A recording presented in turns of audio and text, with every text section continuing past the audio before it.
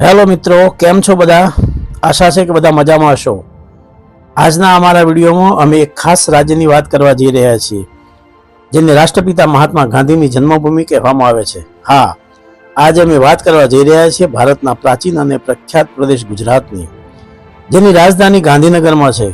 ગુજરાત ભારતના પશ્ચિમ કિનારે આવેલું સમૃદ્ધ રાજ્ય છે, જેની લગભગ 1600 કિલોમીટર લાંબી તટરેખા છે, જે તેને ભારતનું સૌથી લાંબુ તટરેખાવાળું રાજ્ય બનાવે છે. આ રાજ્યનો મોટાભાગનો વિસ્તાર ભારતના પશ્ચિમે આવેલા ઉત્તર ગુજરાત, મધ્ય ગુજરાત, દક્ષિણ ગુજરાત અને સૌરાષ્ટ્ર પ્રદેશમાં આવે છે.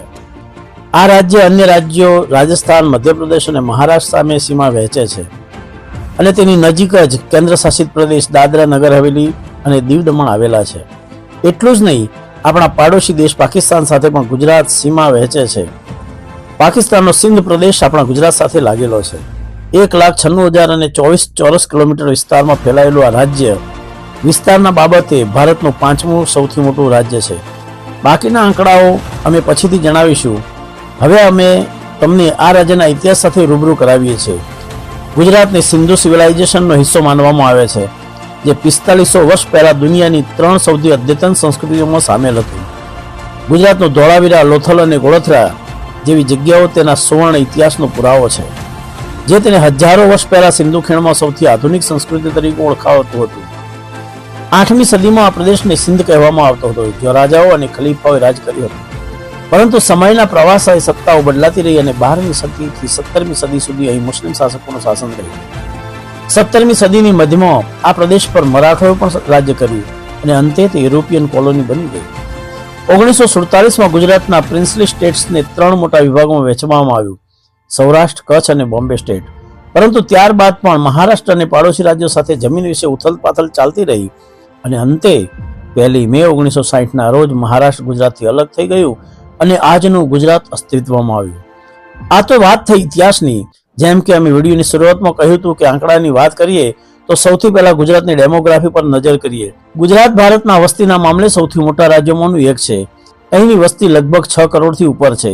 ગુજરાતના વિસ્તારના હિસાબે જો વસ્તીની ઘનત્વને કાઢીએ તો અહીં 1 ચોરસ કિલોમીટરમાં 308 લોકો રહે છે.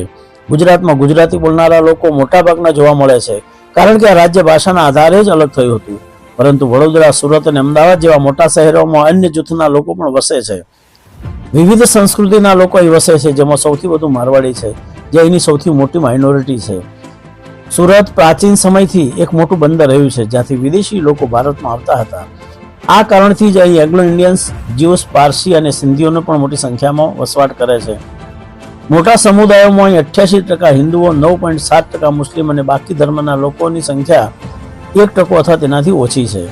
હવે વાત કરીએ ગુજરાતના આર્થિક ક્ષેત્રના વિકાસની, જેના કારણે ગુજરાત ભારતના ખૂણે ખૂણે ચર્ચાનું કેન્દ્ર બન્યું છે. ટ્રેડના મામલે ગુજરાત ભારતનું સૌથી વધુ આર્થિક સ્વતંત્રતા ધરાવતું રાજ્ય છે, જેના કારણે અહીંથી વેપાર કરવાનું સરળ અને સસ્તું બને છે. ગુજરાતનું સુરત બંદર હજારો વર્ષોથી સામાન લાવવા માટે અને મોકલવા માટે ઉપયોગમાં લેવાતું રહ્યું છે.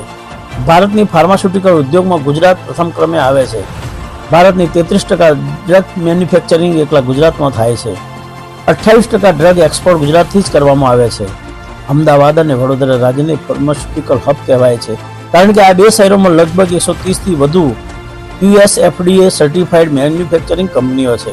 ગુજરાત અદાણી, અંબાણી અને ભારતના પ્રધાનમંત્રી નરેન્દ્ર મોદી તથા હોમ મિનિસ્ટર અમિત શાહના કારણે પણ ખૂબ જ જાણીતું રાજ્ય બન્યું છે. આ રાજ્યને તેને 1600 કિલોમીટર લાંબી તટરેખાનો ભરપૂર ફાયદો ઉઠાવ્યો છે. ગુજરાત ભારતના કુલ એક્સપોર્ટમાં 40% યોગદાન આપે છે. અદાણીનું મુન્દ્રા પોર્ટ ભારતનું સૌથી મોટું કાર્ગો પોર્ટ માનવામાં આવે છે, જે 144 મિલિયન ટેન્કર હેન્ડલ કરી શકે છે. ગુજરાતના મુન્દ્રા પોર્ટથી ગ્લોબલ લેન્ડ ખૂબ નજીક પડે છે, જે તેને ભારતનું સૌથી મહત્વનું પોર્ટ બનાવે છે. ભારતની 20% ઇન્ડસ્ટ્રીઝ પણ ગુજરાતમાં જ આવેલી છે, જેના કારણે અહીં કરોડપતિઓ અને અરબપતિઓની સંખ્યા દેશના બીજા રાજ્યો કરતાં ઘણી બધી વધુ છે. હકીકતમાં અદાણી તો દુનિયાના બીજા નંબરના ધનાઢ્ય વ્યક્તિ પણ રહી ચૂક્યા છે. ગુજરાતની આર્થિક સ્થિતિમાં એટલી બધી વસ્તુઓ અને ઉદ્યોગો છે કે તે કહેવા માટે કલાકોનો વિડીયો બનાવી શકાય. પણ આપણે આગળ ગુજરાત વિશે ઘણું બધું જાણવાનું છે, સમજવાનું છે અને યાદ રાખવાનું છે. હવે આપણે આપણા પ્યારા ગુજરાત વિશે આગળની માહિતી હવે પછી જોઈશું. આભાર મિત્રો, આપણે ગુજરાતની પ્રાથમિક માહિતી જોઈ. હવે ગુજરાતને વિગતવાર સમજીએ. ગુજરાતની મધ્યમાંથી કર્કવૃત પસાર થાય છે. કટિબંધની રીતે જોઈએ તો રાજ્યના દક્ષિણનો મોટો ભાગનો વિસ્તાર ઉષ્ણકટિબંધમાં તથા ઉત્તરનો ભાગ સમશીતોષ્ણ કટિબંધમાં આવેલો છે. ગુજરાતનું ક્ષેત્રફળ 1,96,024 ચોરસ કિલોમીટર છે. તેની ઉત્તર દક્ષિણ લંબાઈ 590 કિલોમીટર તેમજ પૂર્વ પશ્ચિમ પહોળાઈ 500 કિલોમીટર છે. ગુજરાતની સરહદો એને જોઈએ તો ઉત્તર સરહદે કચ્છનું મોટું રણ અને પાકિસ્તાનનો સાથેની આંતરરાષ્ટ્રીય સરહદ આવેલી છે. ઈશાન સરહદે રાજસ્થાન, પૂર્વ સરહદે મધ્યપ્રદેશ, અગ્નિ અને દક્ષિણ સરહદે મહારાષ્ટ્ર અને પશ્ચિમ સરહદે અરબ સાગર આવેલો છે. ગુજરાતને 1600 કિલોમીટરનો લાંબો દરિયા કિનારો મળ્યો છે, જેમાં પશ્ચિમનો કોડીનાર અને કચ્છનો અખાત તથા દક્ષિણનો ખંભાતનો અખાત આવેલો છે. ગુજરાતની અંદર એક મહાબંદર જે આપણે કંડલા કહીએ છીએ તે આવેલું છે, જે મુક્ત વ્યાપાર ક્ષેત્ર છે. મધ્યમ કક્ષાના બંદરો જોઈએ તો માંડવી, નવલખી, બીડી, ઓખા, પોરબંદર, વેરાવળ, ભાવનગર, સિક્કા, સલાયા, મગદલ્લા, વાડીનાર, પીપાવાવ, દહેજ અને મુન્દ્રા આ મધ્યમ કક્ષાના બંદરો આવેલા છે. ગુજરાતની અંદર આંતરરાષ્ટ્રીય હવાઈ મથકને જોઈએ તો અમદાવાદમાં આવેલું સરદાર વલ્લભભાઈ પટેલ એ આંતરરાષ્ટ્રીય હવાઈ મથક છે. અન્ય હવાઈ મથકોમાં રાજકોટ, ભુજ, જામનગર, ભાવનગર, વડોદરા, કેશોદ, પોરબંદર, સુરત અને કંડલામાં અન્ય હવાઈ મથકો આવેલા છે. ના રેલ માર્ગોને જોઈએ તો 5,696 કિલોમીટર ગુજરાતમાંથી પસાર થાય છે. સડક માર્ગ જોઈએ તો 72,165 કિલોમીટર જેટલો સડક માર્ગથી ગુજરાત આંતરિક રીતે જોડાયેલો છે અને ગુજરાતમાં 263 ઔદ્યોગિક વસાહતો આવેલી છે. ગુજરાતના ભૂપૃષ્ઠને જોઈએ તો ગુજરાતનું ભૂપૃષ્ઠ વિવિધ પ્રકારનું ભૂપૃષ્ઠ જોવા મળે છે. ભૂપૃષ્ઠની દ્રષ્ટિએ ગુજરાતના 4 વિભાગો છે: ગુજરાતનો દરિયા કિનારો તથા રણ વિસ્તાર, ગુજરાતના મેદાનો, સૌરાષ્ટ્રનો ઉચ્ચ પ્રદેશ અને ગુજરાતના ડુંગરાળ પ્રદેશ. ગુજરાતનો દરિયા કિનારો તથા રણ વિસ્તાર એને જોઈએ તો ગુજરાતને સૌથી વધુ લાંબો દરિયા કિનારો મળ્યો છે.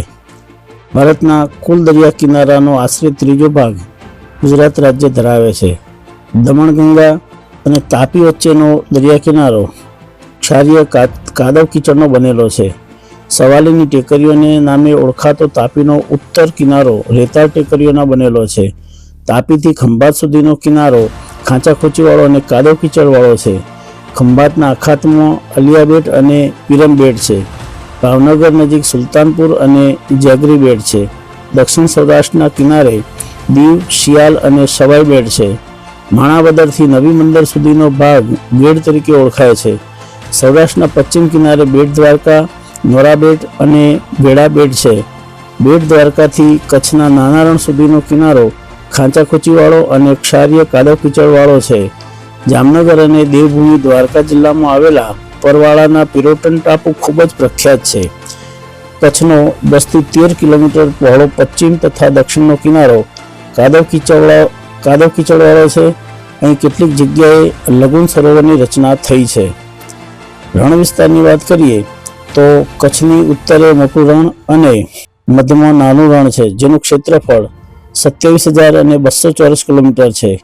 કચ્છના મોટા રણમાં પરછમ, ખદીર, બેલા અને ખાવડાના ઊંચા ભૂમિભાગો આવેલા છે.